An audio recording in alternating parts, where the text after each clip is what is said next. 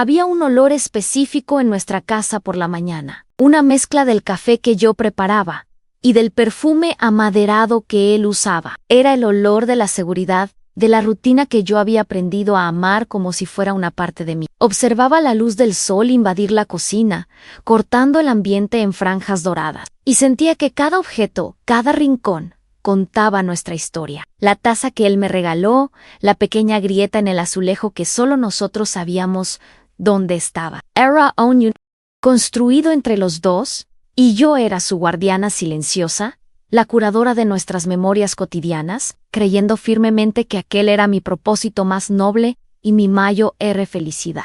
Él era el centro de ese universo, no de una forma sumisa, sino de una forma que me parecía natural, como un planeta que orbita su sol. Amaba la manera en que sus ojos se entrecerraban un poco cuando sonreía de verdad, el sonido de su risa que llenaba cualquier habitación. Conocía cada uno de sus gestos, cada inflexión de su voz. Estaba orgullosa de ser la mujer que lo conocía mejor que nadie, la persona que sabía descifrar sus silencios y calmar sus tempestades. Creía que esa sintonía era la prueba irrefutable de nuestra conexión, un lenguaje que solo nosotros dos hablábamos y que nos protegería de todo mal. Si alguna vez has construido tu vida en torno a un amor que parecía inquebrantable, si alguna vez has mirado a alguien y has visto todo tu futuro reflejado en los ojos de esa persona, entonces entiendes los cimientos sobre los cuales construí mi existencia. Quédate conmigo hasta el final, porque a veces la grieta más peligrosa es aquella que nos negamos a ver, incluso cuando está justo debajo de nuestros pies,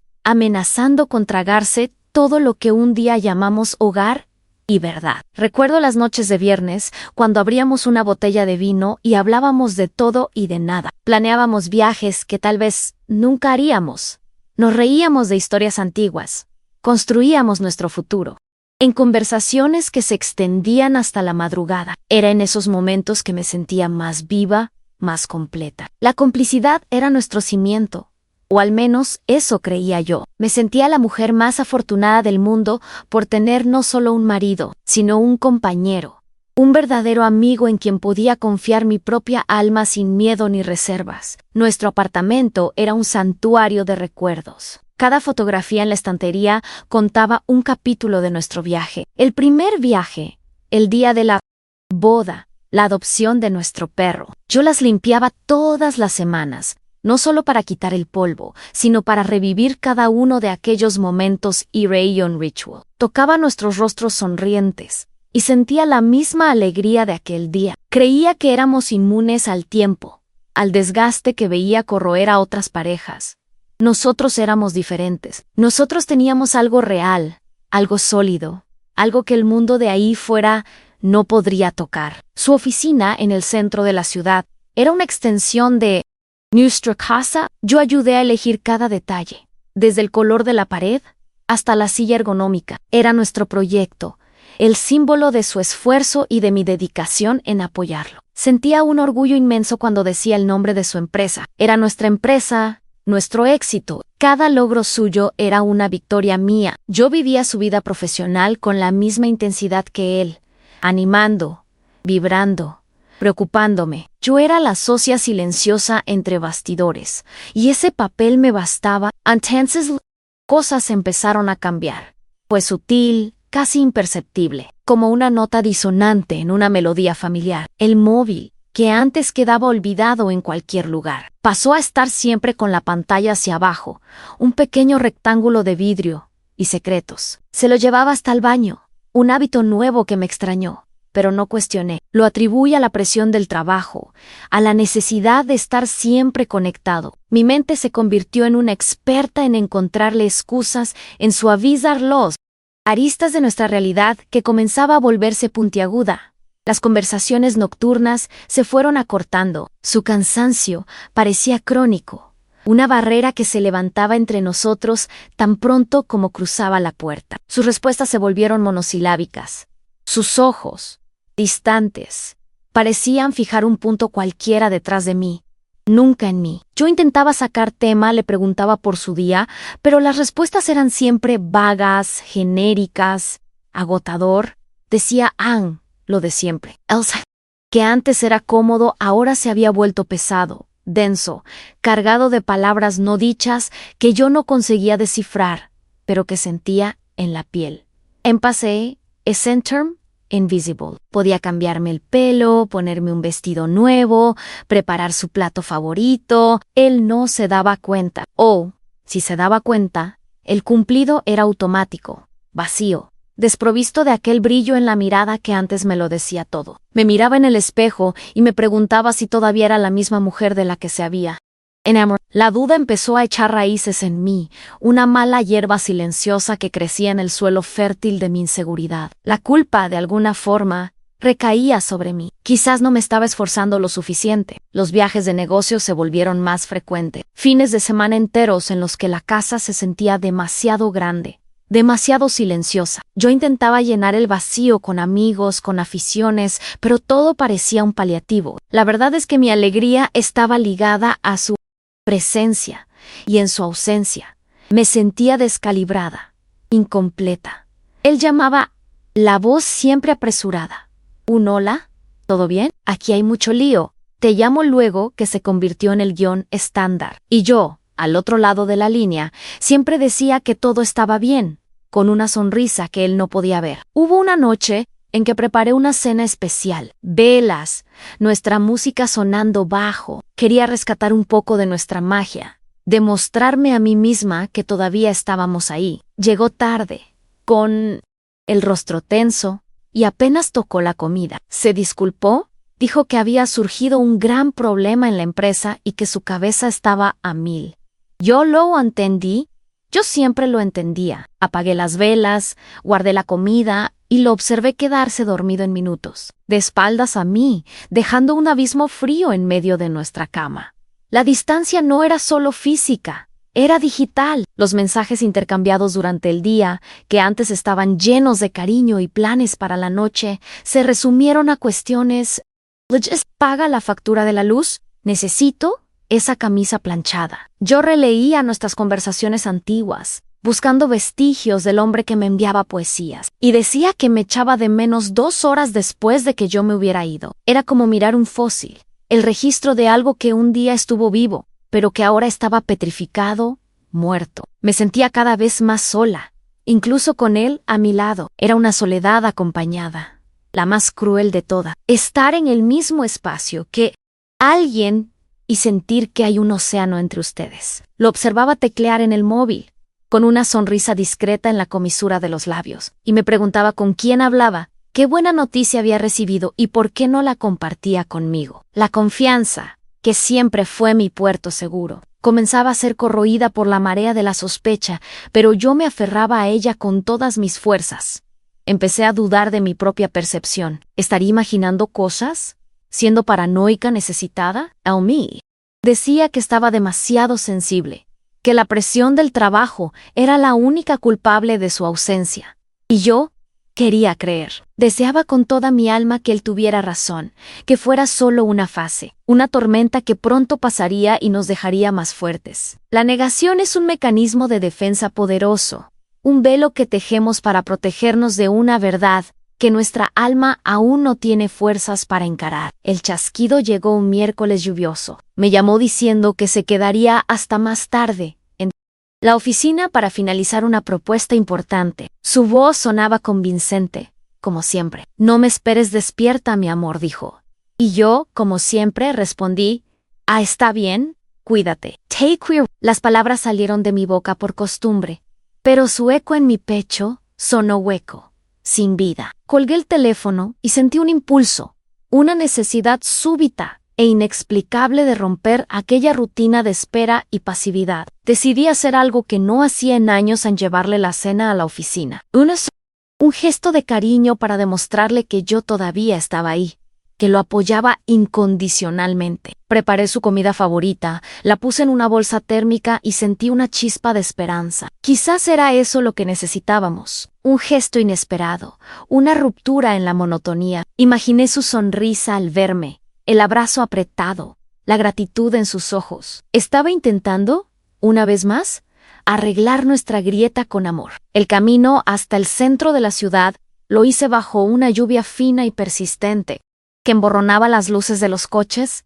y de los edificios. El sonido del limpiaparabrisas marcaba el ritmo de mi ansiedad. No estaba nerviosa, pero había una extraña quietud dentro de mí, una calma que precede al huracán. Era como si mi cuerpo supiera, de alguna forma, que aquella noche no terminaría como las otras. Estaba en camino al epicentro del terremoto que estaba a punto de devastar mi vida. Cuando llegué al edificio de oficinas, el guardia nocturno me saludó con un gesto familiar. «El doctor todavía está ahí, doña Laura», dijo, amable. El ascensor subió en silencio, y con cada piso sentía mi corazón latir un poco más fuerte. El pasillo de su planta estaba oscuro y vacío, la moqueta ahogando el sonido de mis pasos. La única luz venía de debajo de la puerta de su despacho, una rendija amarillenta de iluminación que confirmaba que él estaba allí, trabajando duro por nosotros. La puerta estaba entreabierta. Dudé por un instante, pensando en llamar, pero la idea de la sorpresa me impulsó a empujarla suavemente. En la sala estaba vacía, la luz encendida, el ordenador en modo de espera, una chaqueta tirada sobre la silla. Él no estaba allí. Quizás había ido al baño o a por un café. Dejé la bolsa con la cena sobre su escritorio, arreglándola con cuidado para que la viera en cuanto volviera. Fue entonces cuando lo vi. Encima de la mesa, al lado del teclado, estaba su móvil. Estaba boca abajo. La pantalla se encendió de repente, iluminando el ambiente con una luz fría y azulada. En una notificación, un nuevo mensaje había llegado, y el nombre en la pantalla no era el mío, era el nombre de una mujer. Y la vista previa del mensaje, visible incluso a distancia, contenía un apodo cariñoso, uno que él nunca había usado conmigo. Mi cuerpo entero se heló, y el sonido del aire acondicionado pareció el ruido más fuerte que había oído en toda mi vida. Mis pies se movieron por cuenta propia. Fue un paso, luego otro. El sonido de mis zapatos en el suelo de madera parecía pertenecer a otra persona. Mis manos, temblorosas, alcanzaron el aparato. Era más pesado de lo que imaginaba, o quizás mi fuerza me había abandonado. La contraseña para desbloquearlo era nuestra fecha de boda. La ironía era tan cruel, tan afilada, que por un instante pensé que iba a vomitar. La fecha que simbolizaba nuestro comienzo era la llave que me daría acceso a nuestro fin. La pantalla se abrió, revelando un mundo que no me pertenecía. Eran decenas de mensajes, decenas de notificaciones de la misma mujer. Hice clic en la conversación, y lo que vi fue un abismo abriéndose bajo mis pies. No eran solo mensajes para quedar, era una vida entera, paralela, documentada en textos, fotos y audios, emojis de corazón, apodos íntimos que nunca usó conmigo, planes de futuro que no me incluían. Le contaba a ella sobre su día, las mismas historias que a mí me entregaba en versiones editadas y cansadas. Para ella, él tenía energía. Para ella, él tenía palabras. Para mí, quedaba el silencio. Continué deslizando la pantalla hacia arriba, una arqueóloga desenterrando mi propia ruina. Había meses de conversación, meses. Mientras yo preparaba sus cenas, él le decía a ella que no podía esperar para verla. Mientras yo lo esperaba en nuestra cama, él enviaba fotos de donde estaba, mintiendo. Cada mensaje era una puñalada, reescribiendo nuestra historia reciente, transformando cada recuerdo mío en una mentira. Aquel cansancio crónico, los viajes de negocios, el móvil siempre boca abajo. Las piezas encajaron con una claridad brutal, formando la imagen de un hombre que yo no conocía. Lo peor no fue la traición carnal, que los mensajes dejaban explícita. Lo peor fue la traición del alma. Compartía con ella sus vulnerabilidades, sus sueños, los miedos que hacía mucho tiempo que ya no compartía conmigo. Construyó con otra persona la intimidad que un día fue nuestro bien más preciado. La llevó dentro de nuestro santuario emocional y la dejó pasear por allí, mientras yo, desde fuera, regaba las plantas y limpiaba las fotografías de una boda que, en realidad, ya no existía para él. Entonces lo vi, un intercambio de mensajes de la semana anterior hablaba de mí. Mencionaba la cena que yo había preparado con tanto esmero. Laura montó uno de sus dramas otra vez, cena a la luz de las velas. A veces me asfixia, escribió. Y la respuesta de ella en un emoji de risa. Fui reducida a un chiste. Mi amor, mi dedicación, mi esfuerzo por reconectar, todo se convirtió en motivo de burla. Entre los dos, en aquel instante, me faltó el aire. El mundo a mi alrededor enmudeció. El zumbido del aire acondicionado, el ruido de la lluvia afuera, todo desapareció. La humillación me golpeó como una ola violenta, ahogándome. No era solo la esposa engañada, era la tonta, la ingenua, el personaje secundario y patético en la historia de amor de ellos. Cada gesto de cariño que le había ofrecido en las últimas semanas me pareció ridículo. Cada palabra de apoyo, cada sacrificio, sentí mi arder una vergüenza tan profunda que parecía física, como si mi piel estuviera en llamas. Mi identidad, construida sobre el pilar de ser su compañera, su confidente, se desintegró en polvo. Mi primer impulso fue salvaje: romper el móvil contra la pared, gritar en ira hasta donde quiera que estuviera y exponer su mentira al mundo. Quería que sintiera una fracción del dolor que me estaba desgarrando por dentro. Quería destruir su mundo como él había destruido el mío. Pero entonces, una extraña calma descendió sobre mí, una frialdad que congeló mis lágrimas antes de que pudieran caer. Miré la bolsa térmica sobre la mesa, con la comida que yo había preparado, un monumento a mi estupidez, y lo entendí. Un escándalo era lo que él esperaría. Gritos, acusaciones, un drama. Eso lo colocaría en el centro de la historia. Le daría el poder de defenderse, de mentir, de manipular. Se convertiría en la víctima de una esposa histérica, y yo me negaba a darle esa satisfacción. Me negaba a interpretar el papel que él, consciente o inconscientemente, había escrito para mí a mi poder. Lo único que me quedaba estaba en mi silencio, en no darle la escena que él, quizás, hasta creía merecer. Si alguna vez has sentido el dolor de una traición que te hizo cuestionar cada recuerdo que construiste, comenta: estoy aquí. Saber que no estoy sola en este viaje silencioso me da fuerzas para continuar y mostrar cómo la dignidad puede ser la respuesta más poderosa. Con una precisión quirúrgica que no sabía que poseía, empecé a borrar mis rastros. Cogí mi móvil y borré el registro de mi llamada a él de más temprano. Bloqueé el número de aquella mujer, no por rabia, sino para protegerme de una futura obsesión. Con la manga de mi chaqueta,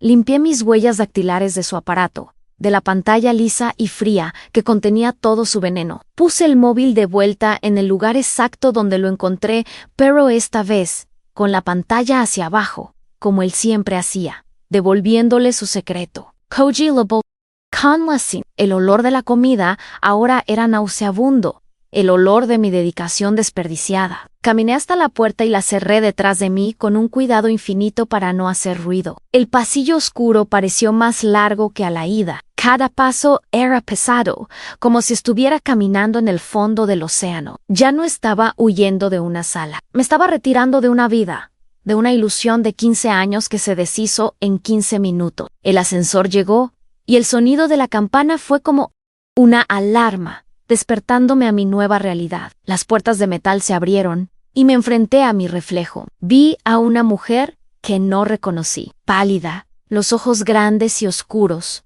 llenos de un dolor antiguo que acababa de nacer.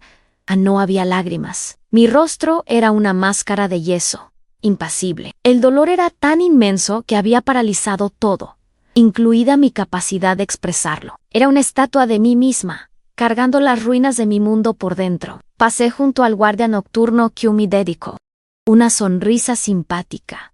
¿Ya se va, doña Laura? Él ni siquiera ha comido. Forcé una sonrisa de vuelta, un movimiento de músculos que me costó una energía tremenda. Tenía muchas cosas que hacer. Se lo dejé para que comiera después.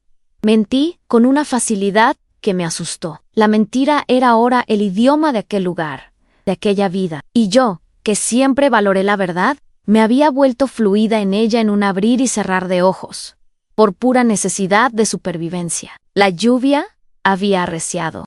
Entré en el coche y me quedé parada un largo momento, las manos en el volante, mirando a la nada a través del parabrisas empañado. Las gotas de lluvia se deslizaban por el cristal, distorsionando las luces de la ciudad, transformando el mundo en un borrón de colores triste. Era exactamente como me sentía por dentro. Todo lo que antes era nítido y claro, mi amor, mi matrimonio, mi futuro, ahora estaba irreconocible, emborronado por la traición. Arranqué el coche y conduje a no sé cómo. Mi cuerpo funcionaba en piloto automático, mientras mi mente era un torbellino silencioso. Repasaba los mensajes, las fotos, las palabras. Cada detalle se grababa en mi memoria con hierro candente. El dolor venía en oleadas. Primero, el shock paralizante. Después, la rabia, una brasa caliente en mi estómago, y luego, la tristeza. Una tristeza tan vasta, tan profunda, que parecía no tener fin. Estaba de luto por un hombre que todavía estaba vivo, y por un matrimonio que solo ahora descubría que ya estaba muerto. Al llegar a casa, el olor familiar de café y seguridad había sido reemplazado por un olor a vacío. La casa, nuestro santuario, ahora parecía la escena de un crimen. Cada objeto, cada fotografía en la pared, me acusaba. ¿Cómo pude ser tan ciega? ¿Cómo no vi las señales? La culpa intentó instalarse, pero la claridad helada que nació en mí allá en la oficina no lo permitió. La culpa no era mía. Yo no era la culpable por haber confiado, por haber amado, por haber sido leal. No lloré. Fui a la cocina y preparé una taza de té, mis manos moviéndose con una lentitud deliberada. Me senté en el sofá oscuro, sin encender ninguna luz. Mi Quid Ali, en la oscuridad, bebiendo el té caliente, sintiendo el calor en mi garganta. El silencio de la casa era ensordecedor. Anne estaba sola, y por primera vez entendí que ya llevaba sola mucho tiempo. La única diferencia es que ahora lo sabía. El dolor no era agudo. Era un dolor sordo, pesado, que se instalaba en los huesos. Era el dolor de darme cuenta de que el mapa que usé para navegar mi vida entera era falso, que la persona que dormía a mi lado todas las noches era, en realidad, un completo extraño. Un extraño que conocía mis debilidades y las usó para construir su mentira. Un extraño que me permitió amarlo incondicionalmente mientras él le daba su amor a otra. En aquella oscuridad, algo empezó a cambiar dentro de mí. La Imo Gandhi Ale, el hombre que yo idolatraba, comenzó a agrietarse. El pedestal que lo había colocado por tantos años comenzó a desmoronarse. Y lo vi por primera vez como realmente era Anne, un hombre débil, un mentiroso, alguien que no era digno de mi amor. Near me dolor, la rabia dio paso a algo diferente, algo más frío y más definitivo, el desprecio. Y el desprecio era un terreno mucho más firme para empezar a reconstruir mi vida. A la noche se arrastró. No dormía, me quedé en el sofá, viendo cómo las sombras cambiaban de lugar a medida que la luna se movía en el cielo. Estaba planeando mi venganza. No estaba pensando en cómo enfrentarlo. Simplemente estaba viviendo mi duelo. El duelo por la muerte de mi confianza, por la muerte de nuestra historia, por la muerte de la mujer que era antes de entrar en aquella oficina. Sabía que, cuando el sol saliera, yo sería otra persona, y esa nueva persona no derramaría ni una lágrima más por él. El sol salió. Y me levanté del sofá. Mi cuerpo estaba rígido, dolorido, como si me hubieran dado una paliza. Fui al Baba Waimi. Miré en el espejo. La mujer que me devolvió la mirada tenía los mismos rasgos, pero sus ojos eran diferentes. Había una profundidad allí que no existía antes, una sombra de conocimiento que había envejecido mi alma en una sola noche. Me lavé la cara con agua fría, sintiendo el shock en la piel, y tomé una decisión. No me derrumbarían, no delante de él. Mi dolor sería mío, un santuario secreto, que él nunca tendría permiso de visitar. Hice el café como hacía todas las mañanas. El aroma llenó la cocina, un fantasma de nuestra antigua normalidad. Cuando él apareció, poniéndose el traje para el trabajo, me dio un beso rápido en la mejilla. El contacto de su piel con la mía fue repulsivo, pero mi cuerpo no reaccionó. ¿Dormiste bien?, preguntó, distraído, mientras cogía una taza. Sí, dormí, respondí, mi voz sonando sorprendentemente firme.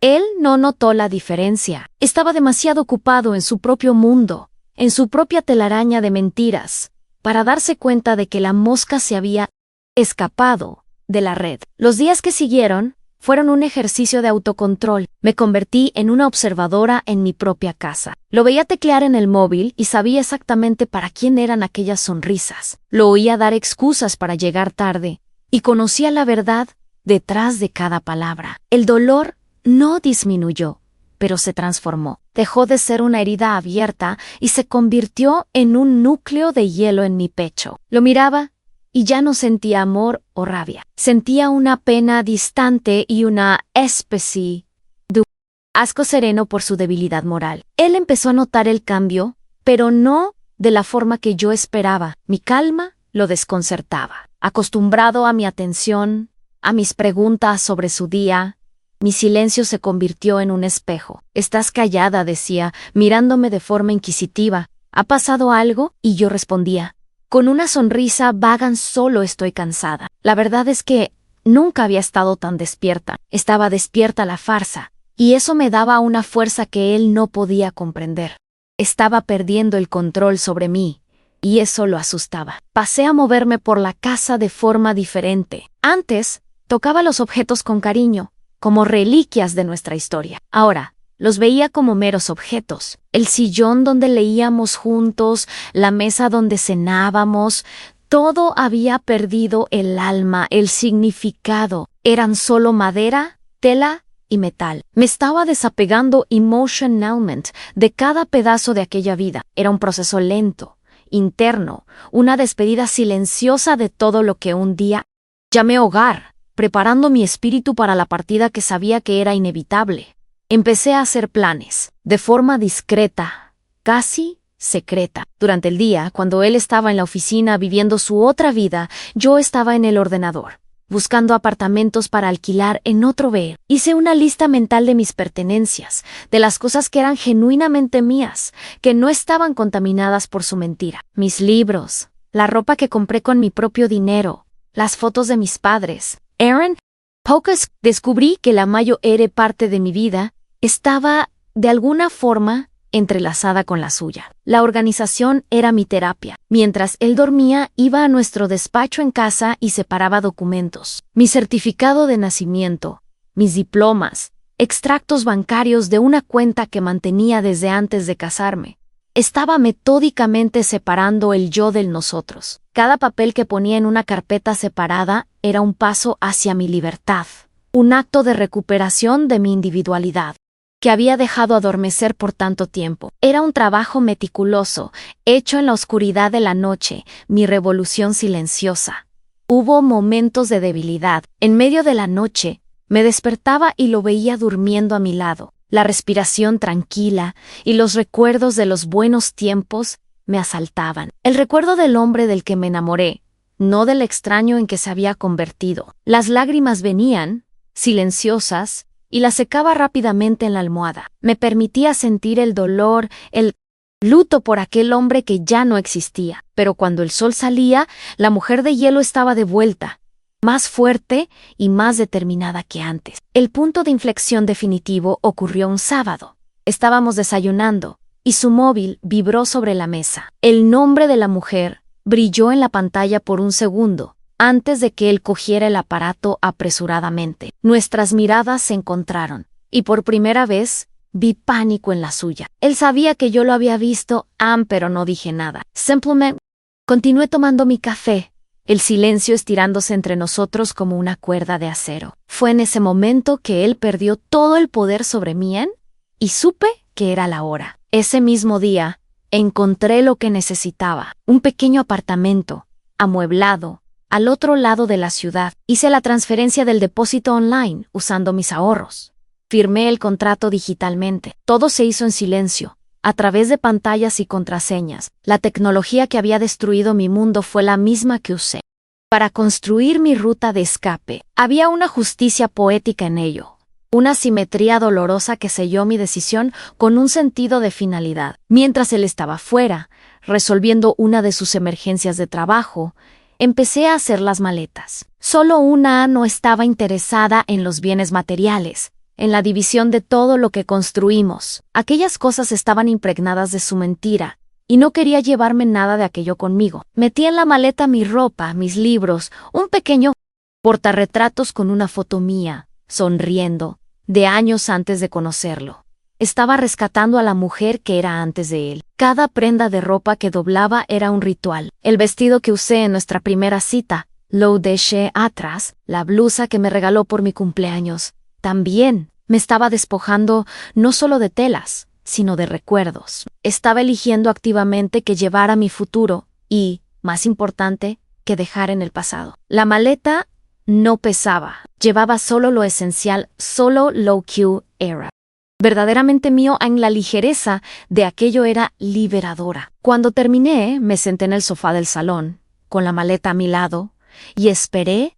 No había ansiedad ni miedo, solo una calma profunda, la tranquilidad de quien sabe que está haciendo lo correcto, por más doloroso que sea. Miré a mi alrededor, al apartamento que por tanto tiempo llamé hogar, y no sentí tristeza. Sentí gratitud por la fuerza que encontré en sus ruinas. Aquella casa ya no era mi hogar, era solo un lugar donde solía vivir. Él llegó al anochecer, abrió la puerta, tarareando una canción cualquiera, y se detuvo en seco cuando me vio sentada allí, con la maleta a mi lado. Su expresión cambió de despreocupación a confusión, y luego a una cautela temerosa. Cerró la puerta despacio, el sonido del clic de la cerradura resonando en el pesado silencio del salón. Dejó caer el maletín al suelo y caminó lentamente en mi dirección, como si se estuviera acercando a un animal herido. «¿Qué es esto, Laura?», preguntó, con la voz baja, casi un susurro. Sus ojos iban de mí a la maleta, y de vuelta a mí. «¿Te vas de viaje?». Había una pizca de esperanza en su pregunta, el deseo de que hubiera una explicación simple y lógica para aquella escena. Pero él lo sabía. En el fondo, podía ver en sus ojos que sabía que el juego había terminado, solo que no entendía cómo, ni por qué. Lo miré fijamente, manteniendo mi mirada firme en la suya. No había odio en mis ojos, solo una tristeza. Respiré hondo, buscando la fuerza que había acumulado en los últimos días. «Me voy», dije. Mi voz no tembló. Fue clara, calmada y definitiva. Las dos palabras flotaron en el aire entre nosotros, demoliendo lo que quedaba de nuestra vida en común. La confusión en su rostro se transformó en shock. «¿Que te vas? ¿Cómo que te vas? ¿A dónde? ¿Por qué?». Las preguntas salieron atropelladas de su boca. Dio un paso adelante, con las manos extendidas, como si fuera a tocarme. No me moví, pero mi mirada lo detuvo. Estaba buscando una pelea, una discusión, algo a lo que pudiera aferrarse para intentar revertir la situación. Estaba buscando la puerta de entrada a sus manipulaciones, a sus mentiras. Y no le di esa puerta, no grité sobre la traición. No le eché en cara los mensajes. No lo acusé de nada. Negarle el enfrentamiento era mi forma de retomar el control. No le daría el alivio de una pelea, ni la oportunidad de justificarse o de pedir un perdón que sería tan falso como todo lo demás. Su poder residía en el drama, en el mío, a partir de ese momento, residía en mi dignidad silenciosa. Él continuó presionando, la voz ahora cargada de una desesperación que me pareció teatral. «Dime por qué, Laura. Podemos arreglar lo que he hecho». Y esa fue la última mentira que le oiría decir. Quería que yo lo dijera. Quería que yo hiciera el trabajo sucio de exponer su podredumbre para que él pudiera entonces intentar limpiarla. Pero la suciedad era suya y yo no iba a tocarla más. Me levanté. Koji Ellis. De mí caminé hacia la puerta, pasando a su lado como si fuera un fantasma inmóvil más. Intentó sujetarme del brazo, pero lo retiré con un movimiento suave, sin violencia, pero con una finalidad que lo desarmó. Me detuve con la mano en el pomo y lo miré una última vez por encima del hombro. Y entonces dije, lo único que necesitaba ser dicho, tú lo sabes. Abrí la puerta y salí no mayor atrás. Caminé por el pasillo y llamé al ascensor. Mientras esperaba, no oí la puerta del apartamento abrirse, no lo oí correr detrás de mí. Lo que oí fue el sonido de mi propio silencio, la prueba de mi victoria. Al cerrar la puerta de nuestra casa, no solo estaba dejando atrás a un marido infiel, estaba cerrando la puerta a la mujer que fui, a la que se contentaba con mitades, la que aceptaba mentiras, la que tenía miedo de quedarse sola. Y al entrar en aquel ascensor, estaba descendiendo hacia el primer día de mi nueva vida. Mi nuevo apartamento era pequeño, con paredes blancas y una gran ventana que daba a una calle arbolada. La primera noche, El silencio era tan absoluto que llegaba a zumbar en mis oídos. No era el silencio pesado y cargado de mentiras de mi antigua casa, sino un silencio limpio, vacío, como un lienzo en blanco. Techos mi malata. Colocando mis pocas cosas en el pequeño armario, cada objeto parecía respirar aliviado, libre del peso de aquel otro lugar. Aquella noche, por primera vez en muchos meses, dormí sin pesadillas, un sueño profundo y sin sueños, como una tierra que descansa después de un largo y devastador incendio. Los primeros días estuvieron hechos de pequeños redescubrimientos. Fui al supermercado y compré solo las cosas que me gustaban, sin preocuparme por las preferencias de nadie más. Pasé horas en una librería, oliendo los libros, una pasión que había dejado de lado. Me senté en un café y observé a la gente pasar, sin la ansiedad de tener que volver a casa a una hora específica. Eran actos de una simplicidad casi banal, pero para mí eran hitos de mi recién conquistada libertad. Estaba lentamente volviendo a presentarme a mí misma y descubriendo que me gustaba mi propia compañía. Claro que el dolor todavía estaba ahí. Venía en oleadas traicioneras, en los momentos más inesperados. La melodía de una canción que era nuestra, el olor de un perfume parecido al suyo en la calle. En esos momentos me permitía sentir, dejaba que la tristeza me visitara, como a una vieja amiga. Lloraba, no por él, sino por la pérdida de mis sueños, por la muerte de mi inocencia. Pero la diferencia es que ahora, después de las lágrimas, venía la calma. El dolor ya no me definía, no me paralizaba, era solo una cicatriz, la prueba de que había sobrevivido a algo que casi me destruye. Él empezó a llamarme al principio, lo ignoraba. Las llamadas iban al buzón de voz, que nunca escuchaba. Luego vinieron los mensajes. Decenas de ellos al principio eran confusos, llenos de preguntas. Después se volvieron rabiosos, acusándome de abandonar nuestro matrimonio sin una explicación. Finalmente, llegaron las súplicas, las promesas de cambio. El te quiero, te echo de menos que Laido a distancia. Parecía tan vacío como sus excusas. Leía cada mensaje con el distanciamiento de quien lee la noticia de un desastre en un país lejano. Era trágico, pero ya no era sobre mí a una tarde.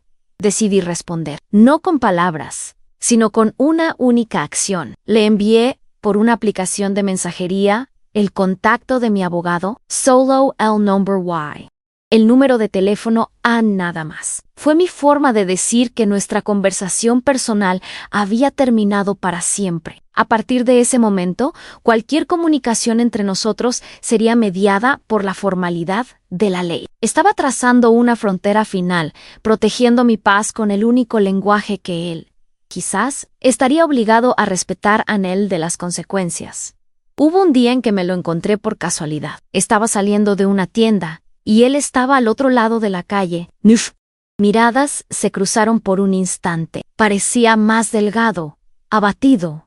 Hizo ademán de cruzar la calle, de venir en mi dirección. Por un segundo, mi corazón vaciló, pero entonces recordé los mensajes, la humillación, el sonido del aire acondicionado en aquella sala fría. Respiré hondo, giré la cara y seguí caminando, sin acelerar el paso, sin mirar atrás. No estaba huyendo, simplemente estaba siguiendo mi camino. La soledad que tanto temía se reveló como una bendición. Descubrí que la soledad más dolorosa era la que sentía a su lado, la soledad de no ser vista, de no ser oída. Estar sola en mi pequeño apartamento era diferente.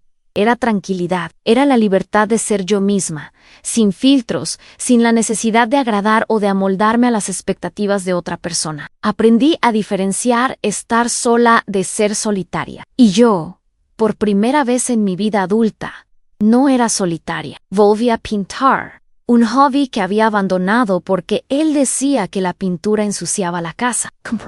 Lienzos, pinceles y pinturas, y el olor a aceite de linaza llenó mi apartamento. Pintaba paisajes abstractos, manchas de color que representaban las emociones que no podía poner en palabras. La rabia era un borrón rojo, la tristeza, un azul profundo, y la esperanza, un hilo dorado que atravesaba el lienzo. Mis manos, que por tanto tiempo solo cuidaron de una casa y de un hombre, ahora estaban creando algo que era solo mío. Los amigos que quedaron, los verdaderos, me rodearon de un afecto. silencioso y respetuoso.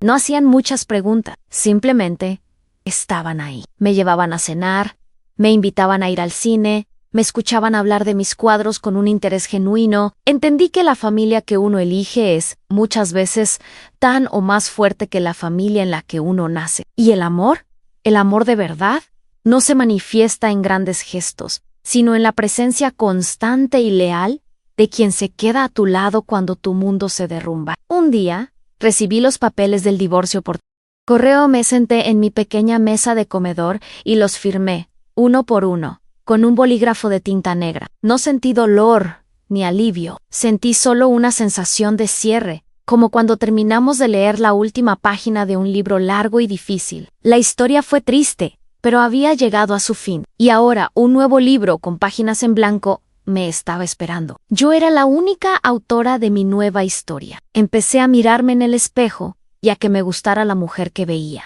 Había nuevas líneas finas alrededor de mis ojos, marcas del sufrimiento, pero también de la resiliencia. Mi sonrisa ya no era una actuación, era genuina, aunque más rara. Había perdido un matrimonio, una casa, una vida que creía que era mía. Pero, en el proceso, había ganado algo infinitamente más valioso: el respeto por mí misma. Había aprendido a ser mi propio puerto seguro. La paz se instaló en mí de forma gradual. No fue una epifanía, un momento mágico de iluminación. Fue el resultado de cientos de pequeños actos de amor propio, en la decisión de no contestar el teléfono, el coraje de caminar en la dirección opuesta, el placer de una tarde silenciosa, la alegría de crear algo con mis propias manos. La paz no era la ausencia de dolor, sino la certeza de que era lo suficientemente fuerte para sobrevivirlo, y que merecía más que la vida que se me había ofrecido. A veces, me pregunto por él, por ella, si están juntos,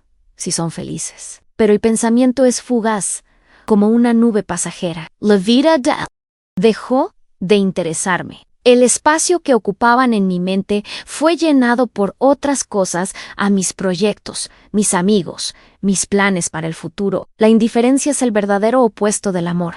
Y yo finalmente había llegado allí. Él ya no era el villano de mi historia. Era solo un personaje secundario de un capítulo que yo ya había pasado. Hoy, la lluvia que antes me recordaba aquella noche terrible, ahora me trae una sensación de limpieza, de renovation. Me gusta sentarme cerca de la ventana, con una taza de té caliente en las manos, y observar las gotas de agua lavando la ciudad. Siento como si estuvieran lavando también los últimos vestigios de tristeza de mi alma. La lluvia ya no emborrona mi mundo. Al contrario, me ayuda a ver las cosas con más claridad, a apreciar la belleza de la calma que siempre viene después de la tormenta. No sé qué me reserva el futuro.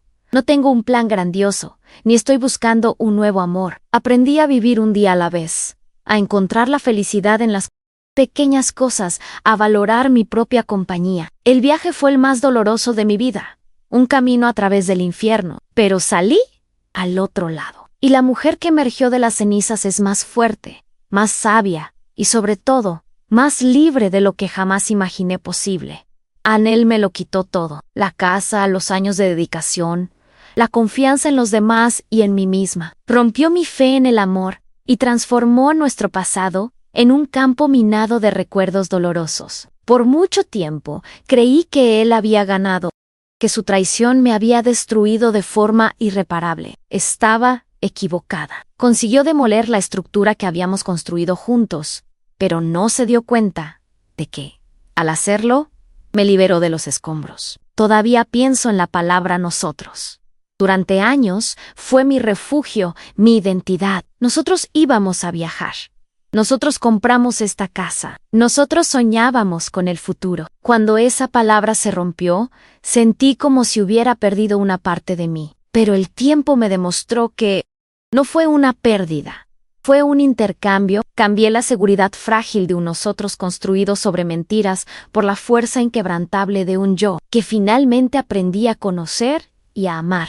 No lo he perdonado, aunque quizás nunca lo perdone. El perdón, descubrí, no es un requisito para la paz. Mi paz no vino de perdonarlo, sino de liberarme de la necesidad de su validación, de su arrepentimiento, de su existencia. Mi paz vino de entender que su traición no fue una declaración sobre mi valor, sino un testamento sobre su falta de carácter, él no me rompió. Solo reveló una fuerza que yo ya poseía, pero que estaba adormecida. Hoy, cuando me miro en el espejo, veo a una mujer completa. No la mitad de una pareja, sino un entero por sí sola. El dolor me esculpió, la soledad me enseñó y el silencio me dio poder. No sé qué es la felicidad plena, pero he conocido la dignidad y descubrí que es mucho más sólida, mucho más duradera. Ella es el cimiento sobre el cual estoy construyendo, ladrillo a ladrillo, mi nueva vida. Y si hay una justicia en el universo,